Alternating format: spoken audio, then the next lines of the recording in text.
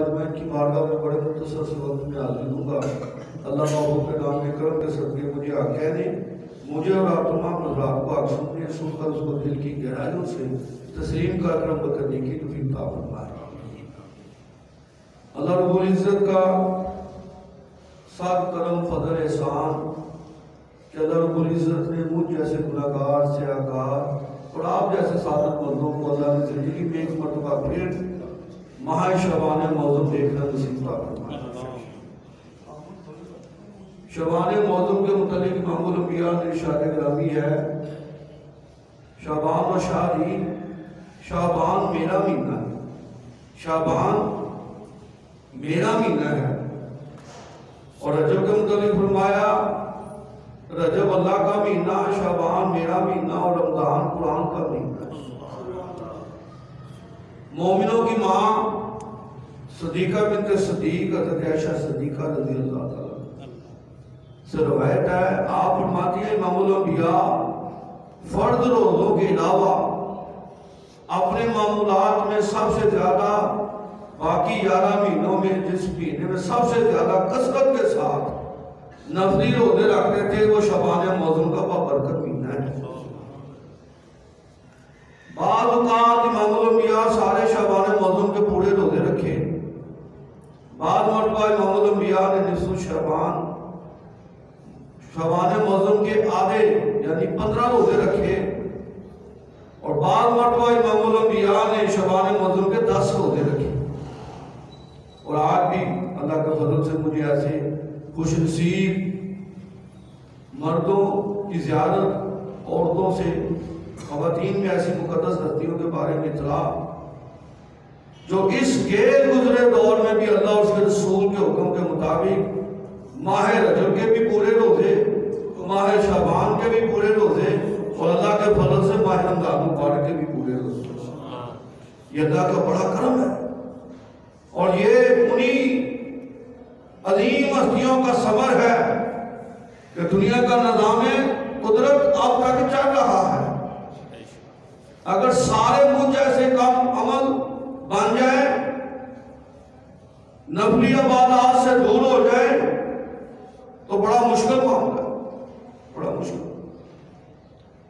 پرسوں میں ایک مفتی صاحب کی بارگاہ میں حاضر تھا تو فیس بک پہ ایک خبر آئی کہ مکہ المکرمہ میں رات سورہ آندھی ہے،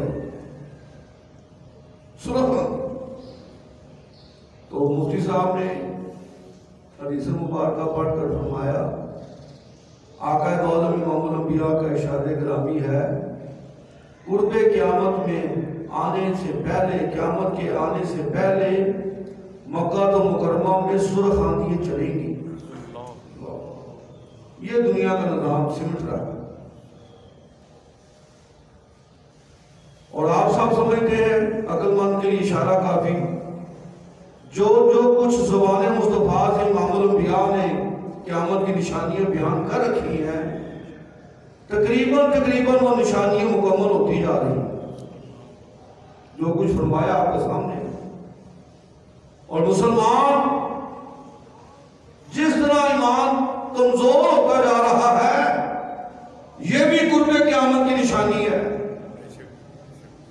مسلمان اسے دولت کی فکر، اسے کاروبار کی فکر، اسے بچوں کے لیے بڑی دن رات محنت کرنے کی فکر، دوستوں کے ساتھ لا اصل گفتگو کئی گھنٹے ضائع کرنے کی فکر، موبائل انٹرنیٹ پہ بیٹھ کر کئی گھنٹے بیڑا غرق کرنے کی فکر، لیکن اسی مسلمان کو جس نبی کا کلمہ پڑھا اس نبی کی ناموس پہ پہرہ دینے کی فکر نہیں ہے۔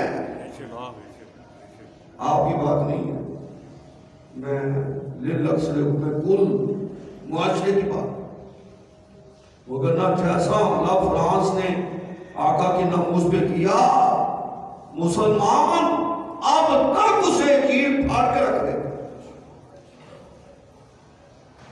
2.25 ارب کے قریب مسلمان ہیں، 2.25 ارب دنیا، 2.25 ارب 0.5% بھی ایسا نہیں نظر آ رہا جو آج بھی میدان پہ کھڑا ہو کر کہے ہم نے اس جنمی کتے کو انشاءاللہ کیفر کردار تک پہنچانا ہے انشاءاللہ. اللہ آپ کا جزا خیر.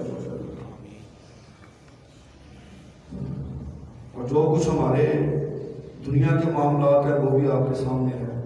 ابھی ماہ رمضان مبارک کو آنے کے لیے تقریباً 25-26 دن چاہیے. آج سے ہی حاجی صاحب بزنس کرنے والے حاجی صاحب نے آج سے نیا عمل تیار کر لیا ہے. یہ چیز 10 روپے کی ہے, رمضان میں میں نے 100 روپے کی بیچنی ہے. یہ روزمرہ زندگی کی چیزیں آج مجھے اس ریٹ میں میسر آئی ہے. اس نے ذخیرہ کرنا شروع کر دیا. اسے پتا ہے 1 کروڑ کی انویسٹمنٹ کروں گا رمضان مبارک میں منہ مانگے دام لوں گا 5 کروڑ پہ منافع آئے گا. پھر وہ حج کرنے جائے گا.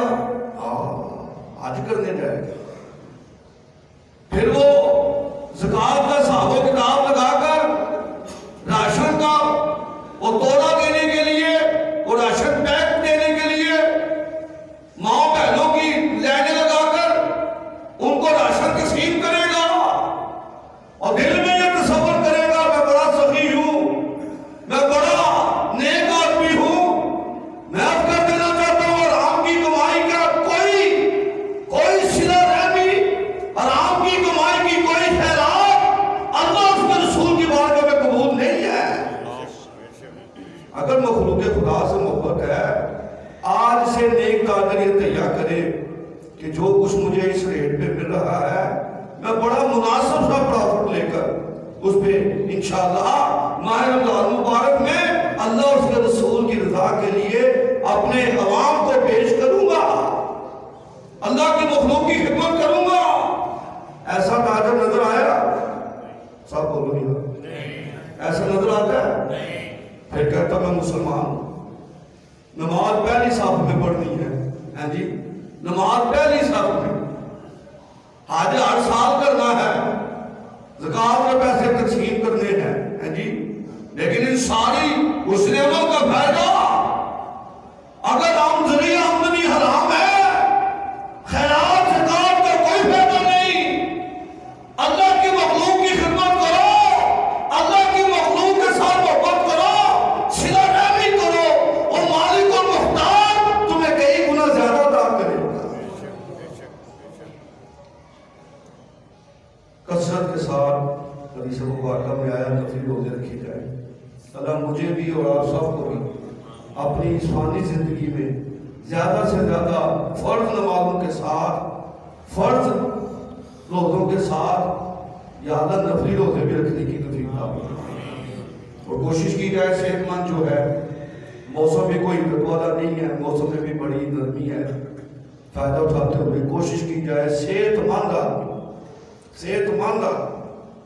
میں ایکسٹرا آرڈنری صحت مند نہیں, جم میں جا کر 2 گھنٹے کسرت کرنے والے نوجوان کی بات نہیں. اپنے جیسے کمزور آدمی کا متعلق کہتا ہوں جسے اللہ نے صحت دی ہے, سانس آ رہا ہے, جسم چل رہا ہے, نظام قدرت میں وہ شامل ہے. کم از کم اسے ماہ شعبان موسم میں 10 روزے ضرور رکھنے چاہیے. انشاءاللہ سب کہیں انشاءاللہ. ہاں نیت ہو گئی تو ثواب مل گیا. جس نے 10 روزے رکھنے کی نیت کر لی اللہ نے اس کے مال نامے میں ثواب لکھ دیا. اسباب بعد کی بات ہے, وہ خالق اور مالک کی عظمت میں قربان جائے, وہ اللہ اس سماعت ہے بے نیاز ذات جس نے نیت کی ہے اللہ نے 10 روزوں کا ثواب لکھ دیا. اللہ مجھے بھی اور آپ سب کو بھی زیادہ سے زیادہ نفلی عبادات, شعبان موسم, رات شب بیداری, اللہ کا ذکر, محبوب درود و سلام, قرآن کی تلاوت, اس نے عمل کرنے کی توفیق عطا فرمائے.